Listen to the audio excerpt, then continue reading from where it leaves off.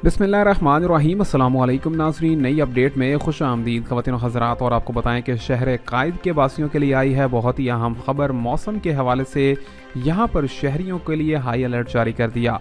आपको बताएं कि महकमा मौसमियात ने कराची के लोगों को आगाह कर दिया है कि वो सर्द मौसम से बचने के लिए गर्म कपड़ों का इस्तेमाल कर लें, क्योंकि कराची शहर में आइंदा आने वाले 24 घंटों के बाद शदीद तूफ़ानी सर्दी आने वाली है।